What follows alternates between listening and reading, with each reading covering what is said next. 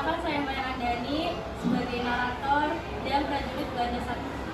Perkenalkan, saya Akbar Fahri Abdul Majid sebagai Jenderal Belanda, prajurit Bali 2 dan 2. Selamat menyaksikan. Pada waktu itu, Letnan Kolonel I Gusti Ngurah Rai yang menjabat sebagai Komandan Resimen Nusa Tenggara sedang pergi ke Yogyakarta untuk mengadakan konsultasi dengan markas tertinggi TNI, sehingga dia tidak mengetahui tentang pendaratan Belanda di Pulau Bali dengan maksud mendirikan negara Indonesia Timur. Di saat masyarakat Bali sedang menjalankan aktivitasnya, tiba-tiba datanglah pasukan Belanda kurang lebih 2.000 tentara dan menguasai Pulau Bali. Mendengar kedatangan Belanda, rakyat Bali ketakutan dan berteriak histeris.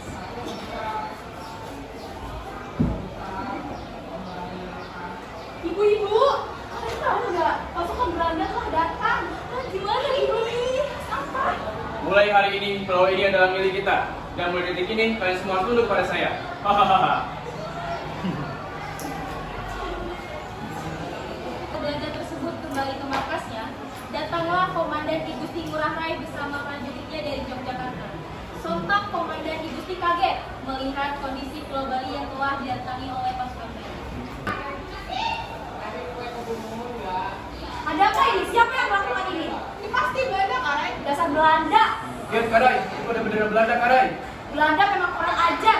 Mereka datang pasti untuk menjajah kita. Kita tidak bisa diam saja. Ayo kita ke markas. Siap, Komandan. Sesampainya Komandan I Gusti Ngurah Rai dan pasukannya, Komandan I Gusti Ngurah Rai membicarakan penyebab datangnya pasukan Belanda ke Pulau Bali. Karena disebabkan oleh isi perjanjian Linggarjati yang mengharuskan Belanda meninggalkan daerah Jepang. Ini adalah akibat dari perjanjian Linggarjati. Apa? Perjanjian Linggarjati, Komandan, itu surat dari pusat. Ya, surat dari pusat yang menyatakan bahwa wilayah Bali bukanlah sebagian dari wilayah Indonesia. Bagaimana ini? Apa yang harus kita lakukan? Apa sebenarnya Komandan? Kenapa tidak diakui? Tenanglah, ini juga pasti ulah Belanda. Mereka ingin memecah belah kita. Yang harus kita ingat adalah, walaupun kita tidak diakui sebagai wilayah Indonesia, jiwa dan raga kita tetaplah di Indonesia. Kita buktikan kepada pusat bahwa kita juga memperjuangkan kemerdekaan Indonesia. Sedangkan di markas Belanda, Jenderal Belanda sedang menyusun rencana untuk membujuk Komandan I Gusti Ngurah Rai agar mau bekerja sama. Kita harus mencari cara agar para murid Bali itu mau bergabung bersama kita. Kenapa harus bergabung dengan kita? Mereka hanya berguna untuk kelas untuk kita. Apa untungnya juga untuk kita? Ini yang namanya strategi. Sudahlah, kalian berdua jangan bertengkar. Keuntungan para murid Bali itu bergabung bersama kita, ini akan mempermudah kita untuk menyerang Indonesia dari arah timur. Oh, kalau begitu kita ancam saja mereka, Jenderal. Atau bawa mereka ke markas kita saja. Hah? Membujuknya? Jika para murid Bali itu tahu kita membujuknya, mereka akan menyerang kita. Jenderal, bagaimana jika Jenderal bertemu dengan pimpinan tentara mereka? Mereka itu hanya orang bodoh, Jenderal. Itu ide yang bagus. Aku akan mengirim surat untuk menemui mereka. Setelah Jenderal Belanda menulis surat, lalu surat tersebut dikirim ke markas pasukannya. Sampainya surat itu di tangan Komandan I Gusti Ngurah Rai, emosinya memuncak ketika membaca isi surat yang ditulis oleh Jenderal Belanda tersebut, yang berisi bahwa Jenderal Belanda ingin melakukan perundingan dalam pembentukan negara Indonesia Timur. Komandan I Gusti Ngurah Rai akan menjadi pemimpin negara ini di bawah pemerintahan Belanda. Tidak! Ada apa Komandan? Mereka mengajak kita untuk bergabung dalam pembentukan Indonesia Timur. Mereka pikir kita adalah seorang pengkhianat? Tidak akan.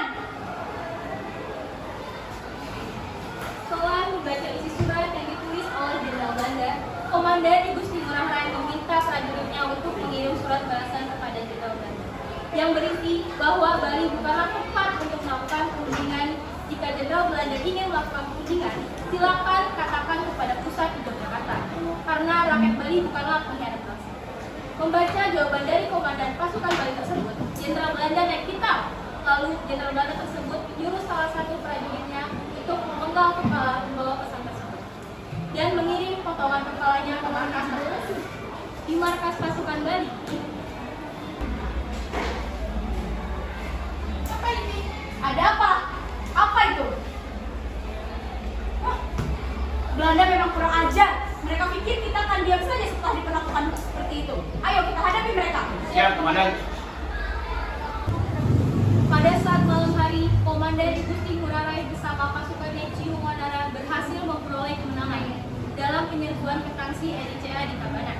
Jenderal Belanda marah ketika mengetahui pasukannya telah dikalahkan Igusti Ngurah Rai dan pasukannya. Perdom, orang menyebal itu kurang ajar. Ayo kita cari cara agar mengalahkan mereka. Bagaimana kalau kita menyerang balik mereka saja? Itu yang bagus. Ayo kita serang mereka. Siap, Jenderal. Dari luar rumah, Igusti Ngurah Rai, seorang prajurit Bali bertanya, Karai! Karai! Karai! Ada apa? Belanda menyerang di desa Baga, Karai. Apa? Bagaimana bisa? Jumlah mereka lebih banyak daripada jumlah pasukan kita, Karai. Sebanyak apapun jumlah pasukan mereka, kita harus tetap mempertahankan Bali. Dan yakinlah bahwa kita akan memenangkan pertempuran ini. Silakan berjuang hingga tetes darah terakhir. Siap, Karai. Pasukan Bali pasti akan memenangkan perang ini. sesampainya di markas pasukan Bali, Komandan Igusti Ngurah Rai berusaha untuk menyemangati pasukannya untuk mengalahkan pasukan Belanda. Baiklah, ini adalah waktunya untuk kita menghadapi mereka. Kita gunakan pedang kita. Jika pedang kita patah, gunakanlah kedua tangan kalian. Jika kedua tangan kalian patah, gunakanlah gigi kalian. Jika gigi kalian patah, gunakanlah mata kalian untuk mematahkan semangat lawan. Siap, Komandan. Siang hari yang 20 November 1946, Igusti Ngurah Rai dan pasukannya yaitu Ciu Wanara melakukan lompat ke Gunung Agung, ujung timur Pulau Bali.